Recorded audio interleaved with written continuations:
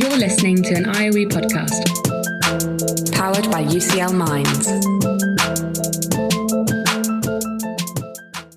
Welcome to the ECF Staffroom. I'm Elaine Long. And I am Mark Quinn. We are programme leaders for the UCL Early Career Teacher Development Programme. Why are we in the staff room? We are here because this is where the best professional learning conversations always take place. This is where problems can be aired bluntly and where solutions can be explored. Over the course of this series, we will hear the voices of different colleagues as they come into the ECF staff room. We will hear from early career teachers themselves and from the mentors and induction tutors who support them. We will talk about all things ECF, the challenges and the joys. So why don't you enjoy a coffee with us, perhaps even grab a biscuit and sit down to half an hour of ECF staff room chat.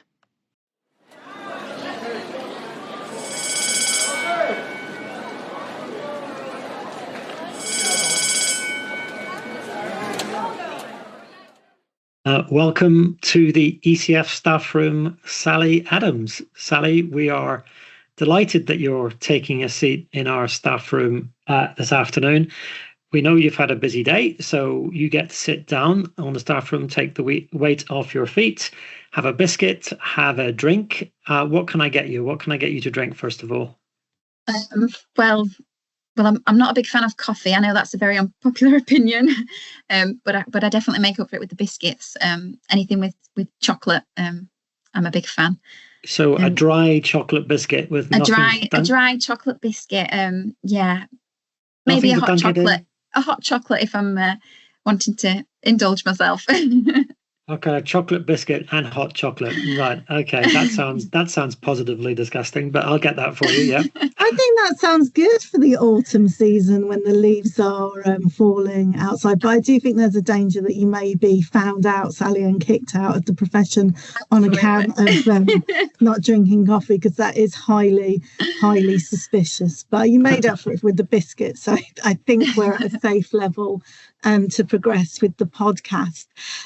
We know you just started a really exciting role, and we know that probably a lot of our listeners will be interested in the role of research in education. So I wondered if you could introduce yourself for our listeners and describe your role now and the parts you really enjoy.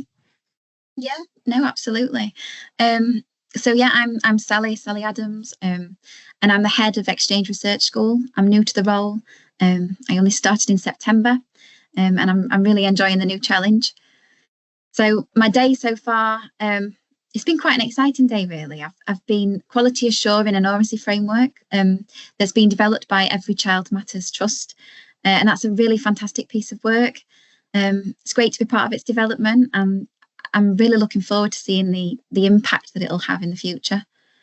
I've also been involved in designing some professional development this afternoon for our newly recruited evidence leads. So that's been really motivating as well. And what's exciting you particularly about the oracy framework? I have to ask you as an English teacher, because oracy is something I'm passionate about too.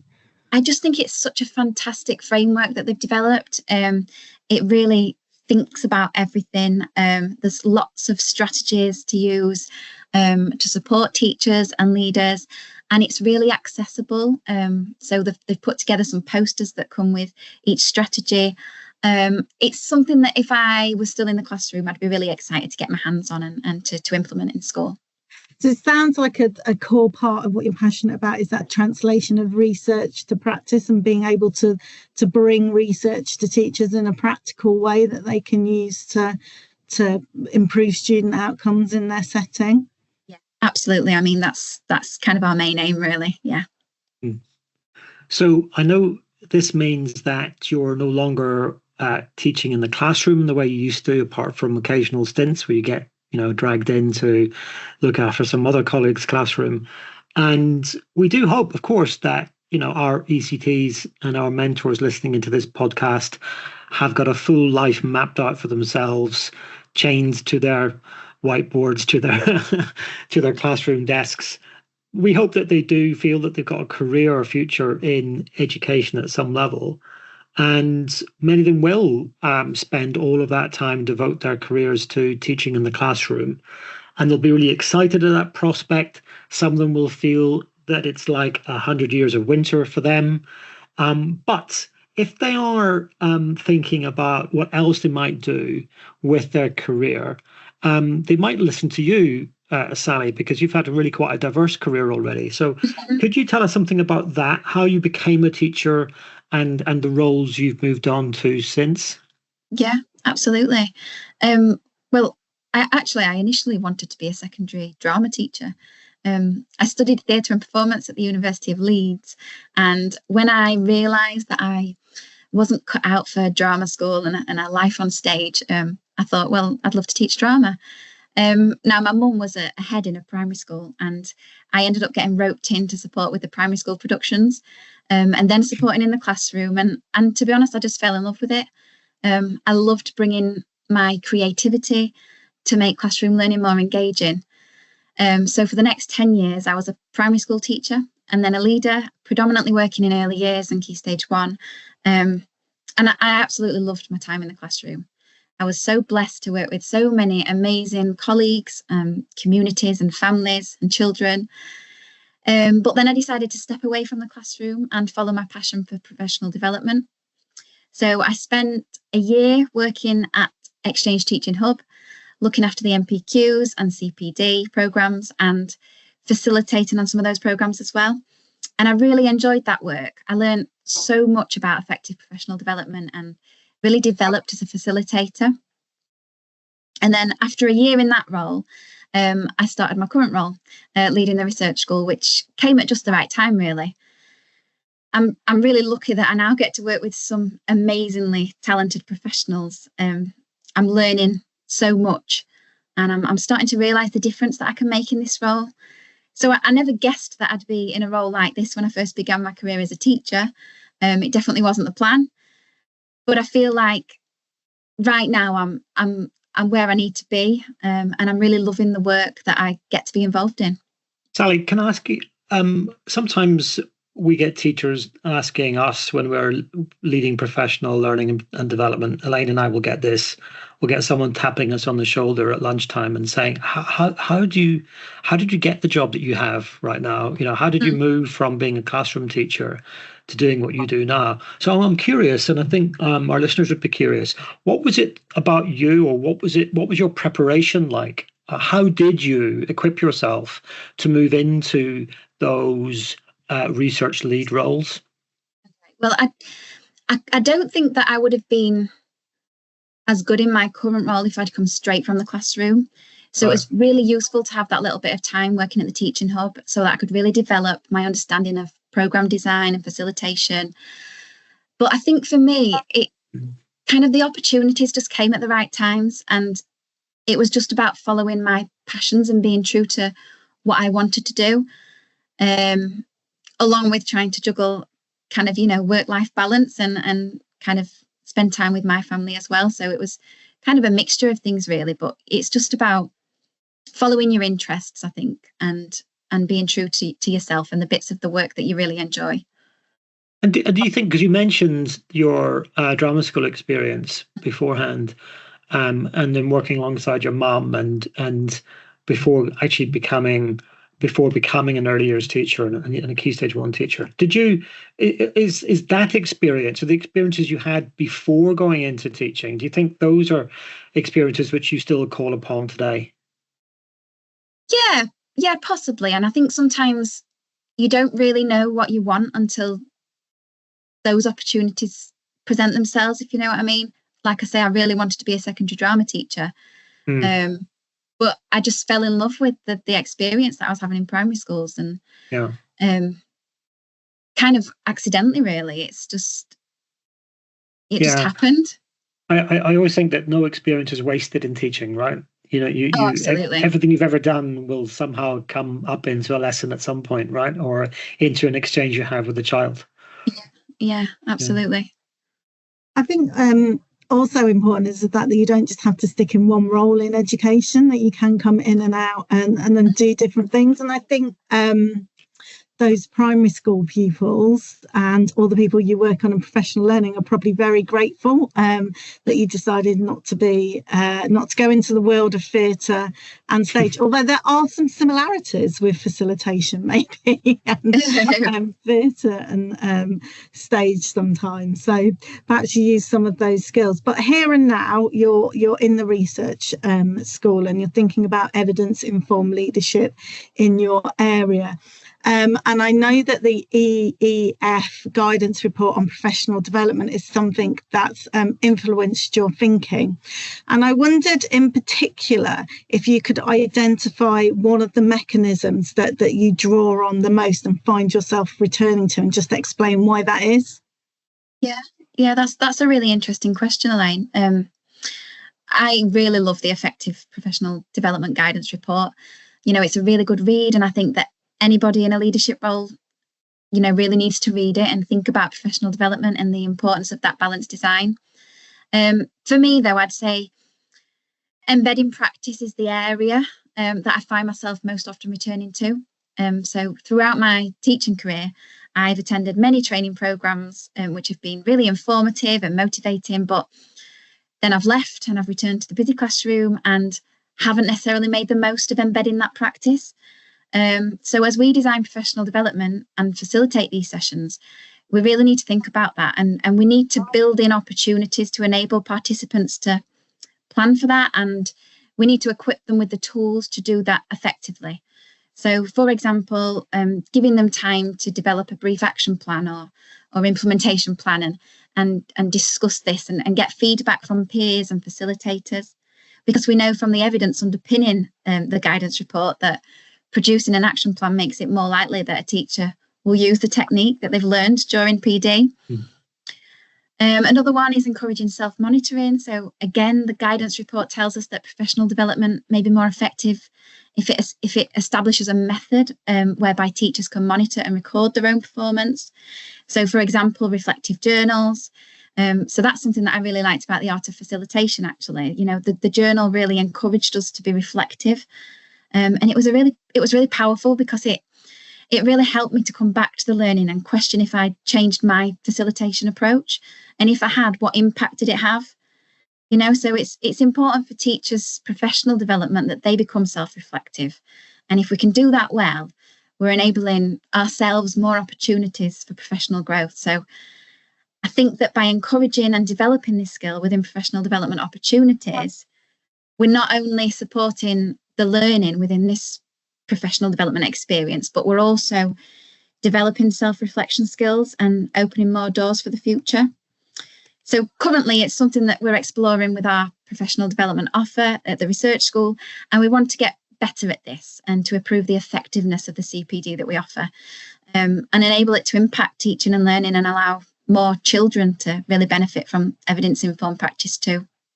I mean, I really agree with you in the sense that when teachers get back to the hurly-burly complex world of the classroom, there can be lots of barriers to them implementing what they've learned in professional learning. And equally so, there can be some enablers, and you've mentioned some of those enablers. In your experience, what is it that really makes or breaks makes or breaks a professional learning program in terms of teachers being able to apply it to their practice? I think it's the tools. I think giving them the tools to do that really, really well. And I think it's working with teachers and leaders to enable them to really understand effective implementation and what that looks like, so that they can take away from the session and they can turn it into actions and really make a difference. It's hard, isn't it? Because I think like it's about behavioural change as well, in a way. It's another lens to think about professional learning, and that research in itself is not really something you can implement in a way, because you know research is only at the level of sort of generalised principles. So that sense making has to be done by teachers and leaders in their own setting, and can, like you say, can vary so widely from the sort of early years classroom to the secondary secondary class and can be really hard to do. And I guess it links to another mechanism about motivation as well, really, that you can, and I know that's one you're passionate about as well, that you can have those tools in place. But actually, if teachers are not valuing their learning and are not motivated, then that could feel a little bit mechanical, maybe. Yeah. And when we talk about evidence-informed practice, we're not talking about just taking what the research says and running with it. We're talking about using that with your professional expertise and your knowledge of the school or context, and really putting that together to decide what's right for your school and your setting. Yeah. Elaine, I know that you want to talk to Sally a little bit as well about the art of facilitation, because this is a new program we have to develop our facilitators that Sally's been trialing for us. I think now would be a good time to pick up on some of that. Well, Sally was one of the pioneers of our facilitator focus group for the art of facilitation, which is a professional development resource we've created for facilitators on our program. And I guess sort of one of the things I think makes or breaks the quality of professional learning is facilitators, because you can have a really great program design, for example. You can put all the design principles in place for a program, but I think facilitators are very much the sense makers that support participants to make that professional learning make sense within their context. And I think there's the sort of cognitive aspect of that, but also the emotional aspect, and thinking about the individual emotions and traits that people bring to sessions. And I know that that's something you're passionate about as well. And I wondered if you could talk a little bit about how you've used that facilitator development training from the art of facilitation to influence your own practice and that of your facilitators in Yorkshire. Yeah. Well, we've been lucky enough to be able to offer all of our facilitators in the Exchange Partnership access to the art of facilitation. So I know that the facilitators in the hub will be looking at these in the next facilitator development session that we've got coming up soon. And we're also using the art of facilitation to kind of signpost facilitators to specific units if they identify an area that they'd like to develop. As a research school, we've just designed some professional development, as I said, for our ELEs, and we'll be referencing some of the modules and units throughout that, really kind of making links for them to go away and explore it a bit further. So we'll be revisiting it in the ELE network meetings that we'll be having, and asking ELEs to feed back to the group, because it's such a fantastic programme, and the Exchange Partnership really values it. So we just want to give all of our facilitators every opportunity to access it, so that they can really benefit from it and develop as facilitators. We're really lucky to have a fantastic team of really talented facilitators with a wealth of experience, and it's actually nice to be able to give something back and offer this for them. So yeah, as you said, I've been fortunate enough to take part in the pilot of the art of facilitation this year, and it's been such a great experience. I really did think that I was a good facilitator, but engaging with the materials in the programme it's really deepened my thinking, and it's opened my eyes to kind of the complexities of facilitation, and it's really challenged me to develop my skills and hone my craft. But I think a real light bulb moment for me was kind of understanding the difference between andragogy, so how adults learn, and pedagogy, so how children learn. Because I've spent years studying research around pedagogy and developing effective teaching and learning in school, but I'm quite embarrassed to admit that as a facilitator of adults' professional development, I'd never actually studied andragogy. So we might sometimes assume that just because someone's an effective teacher that they'll be a good facilitator too, but it's not always the case. Adults learn differently, and so, for example, adult learners require more autonomy over their learning, and facilitators must really understand and respect the participants' motivations for learning. So the unit on andragogy was really insightful, and it really shifted my perspective when facilitating adult learning. I'd really recommend the programme. I think no matter how experienced you are as a facilitator. There's definitely something to take away from each of the topics, and they don't take long to complete either, which is, a huge bonus when you're a busy teacher or school leader. Oh, that's really good to hear, Sally. And I agree with you. I think so often people underestimate what skills are involved in facilitation, because actually it's a really complex job, and it's something, I'm sure Mark would agree, it's something I always feel like I'm learning. And every time I'm in a new context, I realise what I've got to learn. I need to learn a bit more, because it's never the same, because you're working with different groups of individuals. But I agree with you. I'd really challenge that assumption that just because you're a great teacher at school, there's obviously crossover and skills you bring, but facilitation is a different field, really. So it's important to remember that as well. Yeah, I think this is, I'm really glad you shed light on this one, Sally, because I think it is increasingly a message that we find ourselves discussing with facilitators as we visit sessions. And I think it's a really important insight. I think it's also interesting that I think it's right to draw a distinction between pedagogy and andragogy. I think it's also right to remember that our ECF program, we've got teachers in that program who are teaching early years, and we've got teachers in that program who are teaching post-16. And I think it's a fair enough point to make that teaching 17 and 18-year-olds is not the same thing as teaching 4 and 5-year-olds, right? There's those 17, 18-year-olds bring something more to the classroom than perhaps a 4-year-old does. And you do have to engage with their motivation as well. You do have to think about what they bring and the choices that they need to make. So I think there's learning from that for us as well. When we are talking to ECTs. And of course, the other sort of set of listeners we have on this program are mentors.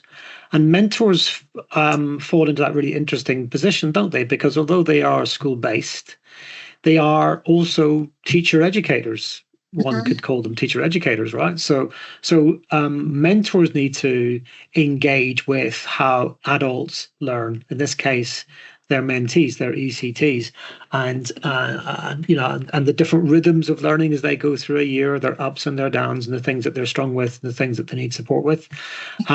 So there's a huge wealth of material here, which I think that it's right that we begin to grapple with within this program of the art of facilitation, but also I think within our mentoring program, and also even in our ECT program. And that was a kind of long-winded way of getting to your own specialism, Sally, which is around early years, because it is a criticism. We do find it, actually. We do have people working in early years on our program who occasionally say to us, they think that the ECF program really isn't so much about early years. It's more about secondary, or it's more about upper primary.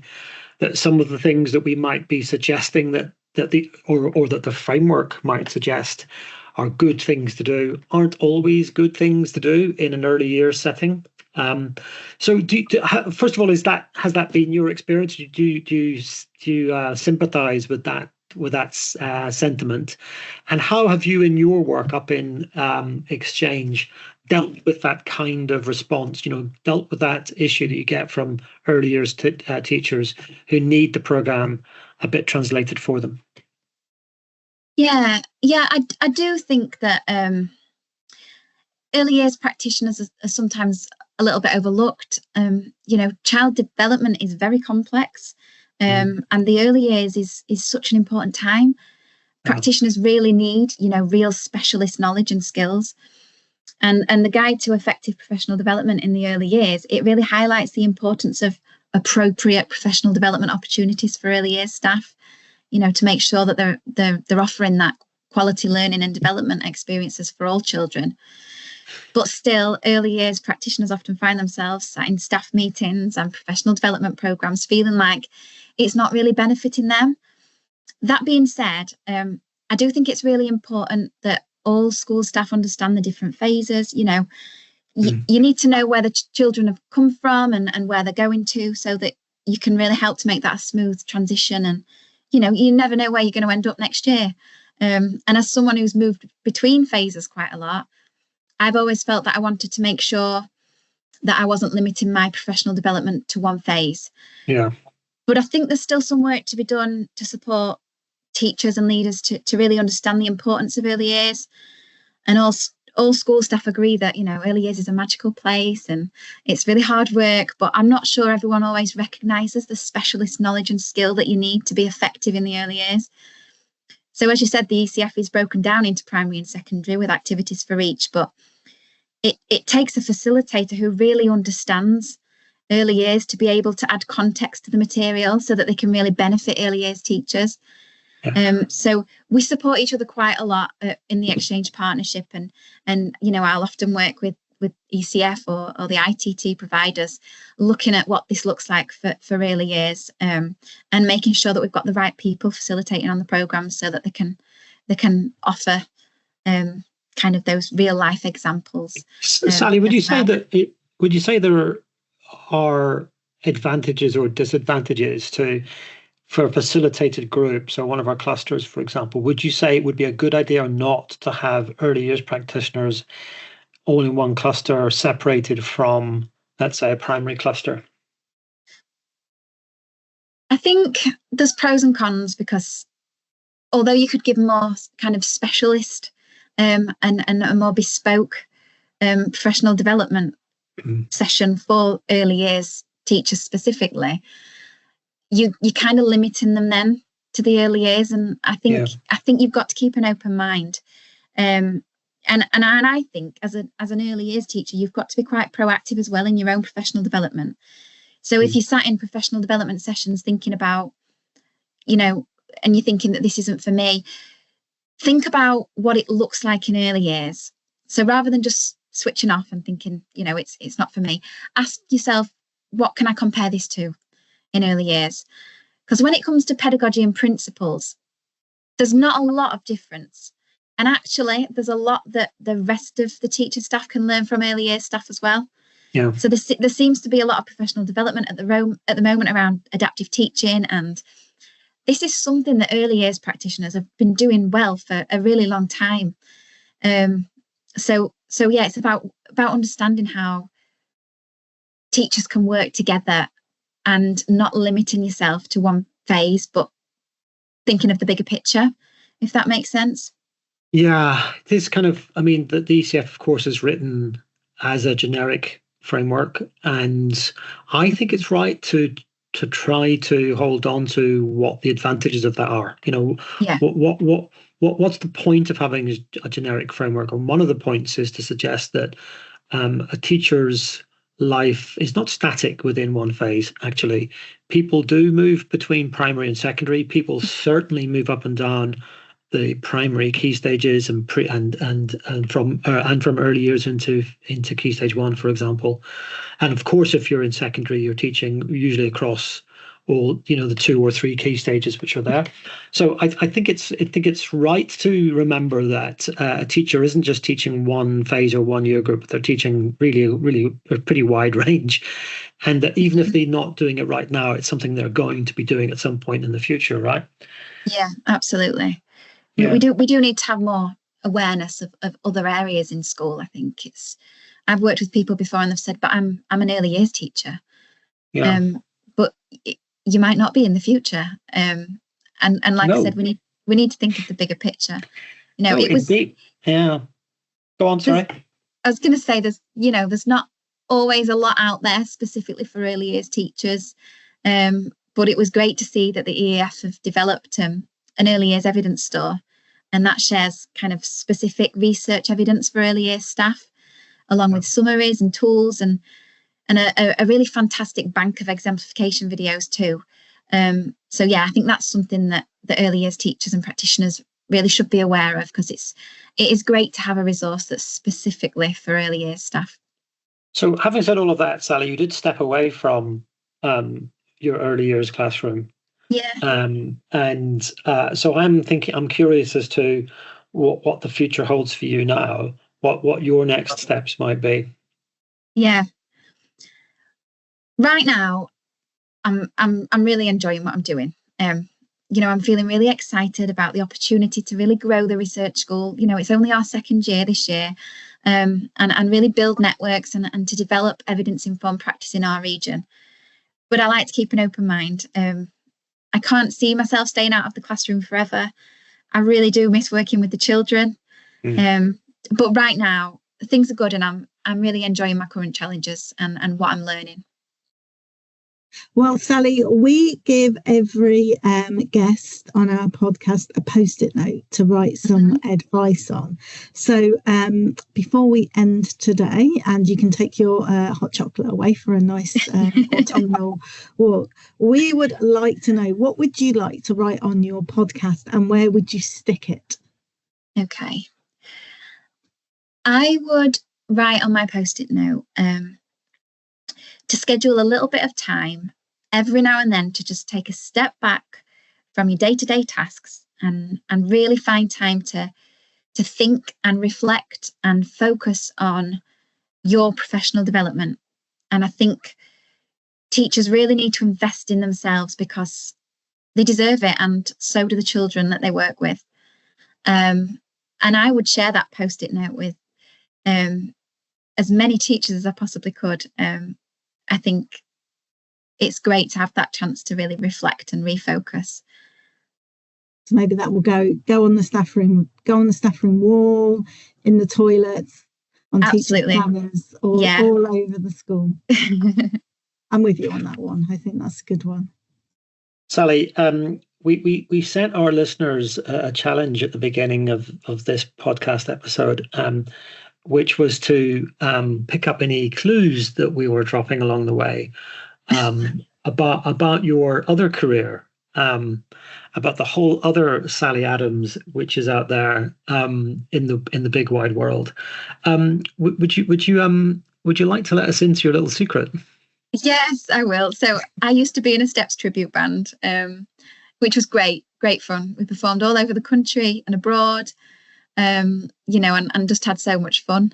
I'm not as young and fit as I used to be, so it was a relief when they said that the band was coming to an end. But it was a fab experience, and I think working in education, it's an absolute privilege and it's so rewarding. But we all know how challenging it can be, and it can be quite stressful at times. So you've got to make sure that you put some time aside to do the things that you enjoy, your hobbies, etc., so that you can really switch off and look after yourself and your mental health, because that's really important in this job.